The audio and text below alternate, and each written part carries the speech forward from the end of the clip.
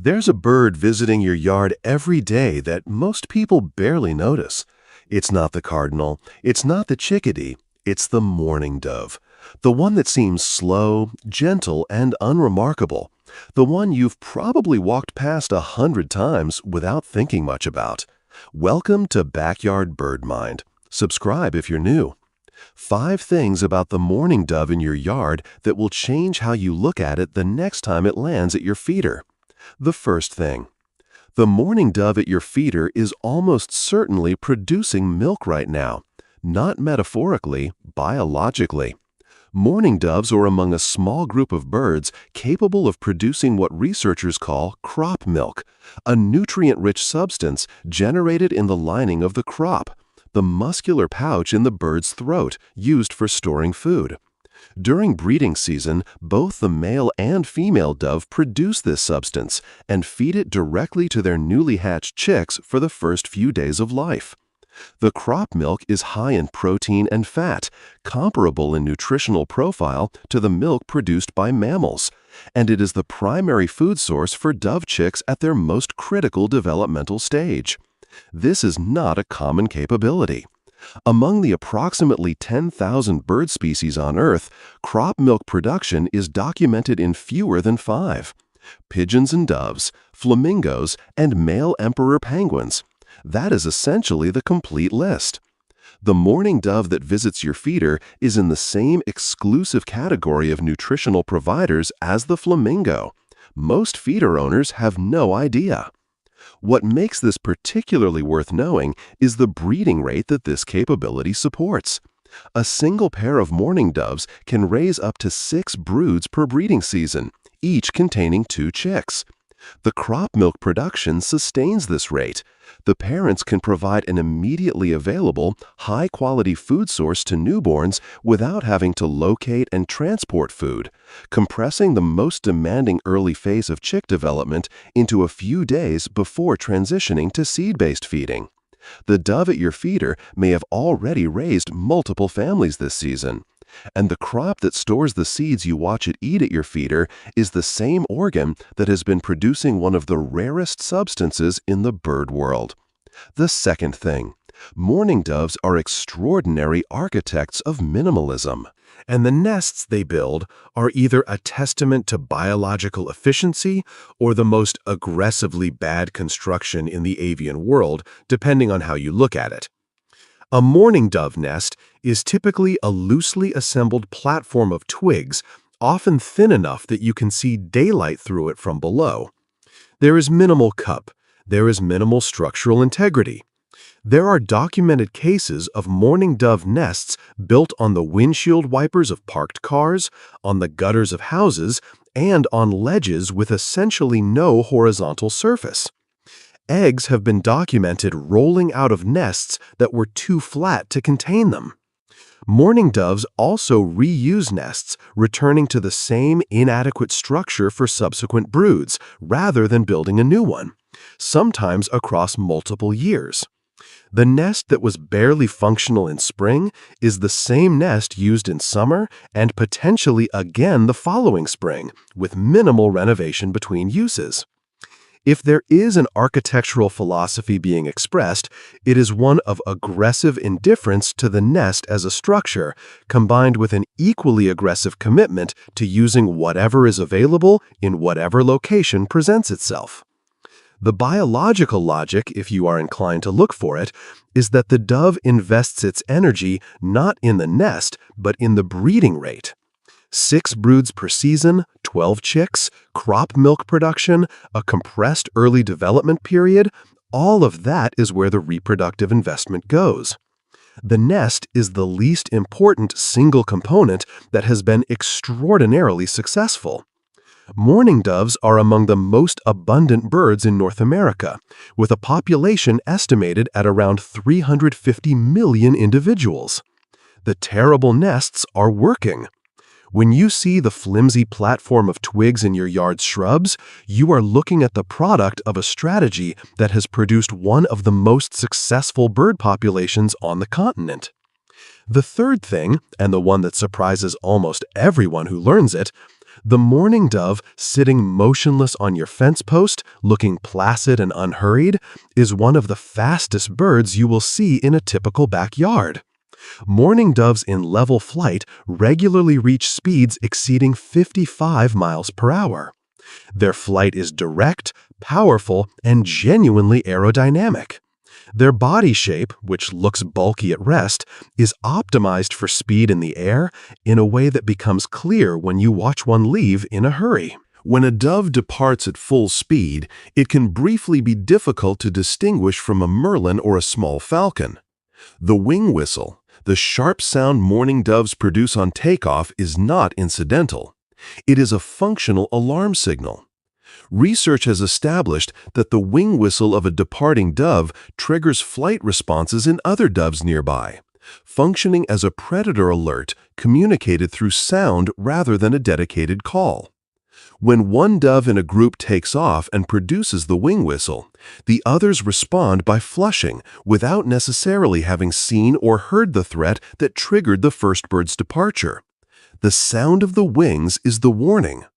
This makes the mourning dove one of a very small number of birds whose wing feathers serve a communication function in addition to a flight function. The specific feather arrangement that produces the whistle on takeoff is not a byproduct of the wing structure. It is part of a communication system that the birds respond to as reliably as they respond to a vocal alarm call.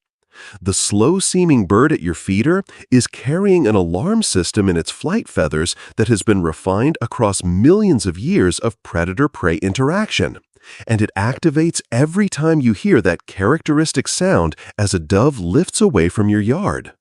If this makes you look at the mourning dove in your yard differently, subscribe to Backyard Bird Mind and share this with someone who feeds birds. Every week, there is something here that changes what the ordinary birds in your yard actually are. The fourth thing, the mourning dove at your feeder is eating an extraordinary amount of food. A mourning dove consumes between 12 and 20% of its body weight in seeds every single day, roughly the equivalent of a 150-pound person eating 20 to 30 pounds of food daily. What makes this possible is the crop, the same organ that produces milk for chicks. While foraging, a dove swallows seeds rapidly and stores them in the crop, processing large quantities in a short time and then flying to a safer location to digest. The crop can hold a significant amount. One mourning dove was documented with over 17,000 bluegrass seeds stored in its crop at a single time. This feeding strategy explains a behavior that some feeder owners find frustrating. Mourning doves can appear to monopolize a feeder, eating continuously and at apparent volume before departing. What they are doing is filling the crop efficiently before moving on. They are not lingering for social reasons or competition dominance. They are running a specific feeding protocol: load the crop, depart, digest. The dove that seems to sit at your feeder eating endlessly is operating a biological system that allows it to process food quantities that would be impossible for birds without that storage capacity. The fifth thing. The mourning dove you see in your yard today may have been there for a very long time. The oldest documented mourning dove on record was banded in the state of Georgia and lived for over 30 years, reaching an age that most people would not associate with a small, seemingly fragile backyard bird. While most mourning doves do not approach that age in the wild, the documented lifespan potential is remarkable. A mourning dove can outlive a dog and, in exceptional cases, can outlive a decade of a human life. The average lifespan in the wild is considerably shorter. Predation, disease, and accident take a significant toll. But banding studies have consistently shown that a meaningful proportion of mourning doves survive well beyond what most people would estimate. A dove that manages to avoid the primary causes of early mortality and establishes itself in a reliable territory with a consistent food source like a well-tended backyard feeder has a genuine chance of reaching ages measured not in months but in years. What this means in practical terms is that the mourning dove visiting your yard is potentially the same individual bird that has been doing so for years. The dove that seems like an anonymous, regular visitor, one of many interchangeable birds at the feeder, may in fact be a specific individual with a history in your yard that extends back further than you might expect. They do not announce themselves as individuals the way cardinals do with color or chickadees do with boldness. But they are individuals with histories, and some of them have been living alongside the people who feed them for much longer than anyone realized. The cooing that most people associate with mourning doves, the soft, rhythmic call that many people mistake for an owl, is produced by a bird that may have been making that sound in the same territory for years. If you have been in your home long enough, the dove calling outside your window in the early morning may have been doing exactly that since before you stopped noticing it. 5 things about the mourning dove in your yard that change what it actually is when you look at it. A milk producer, a minimalist builder running one of the most successful breeding strategies in North America. A bird that can outpace a falcon and carries an alarm system in its wings. An eating machine with a storage organ that can hold 17,000 seeds. And a creature that could outlive your pets and has probably been a part of your yard for longer than you have thought to know, in a way that becomes clear when you watch one leave in a hurry. When a dove departs at full speed, it can briefly be difficult to distinguish from a merlin or a small falcon. The wing whistle, the sharp sound mourning doves produce on takeoff, is not incidental. It is a functional alarm signal. Research has established that the wing whistle of a departing dove triggers flight responses in other doves nearby, functioning as a predator alert communicated through sound rather than a dedicated call. When one dove in a group takes off and produces the wing whistle, the others respond by flushing without necessarily having seen or heard the threat that triggered the first bird's departure. The sound of the wings is the warning. This makes the mourning dove one of a very small number of birds whose wing feathers serve a communication function in addition to a flight function. The specific feather arrangement that produces the whistle on takeoff is not a byproduct of the wing structure. It is part of a communication system that the birds respond to as reliable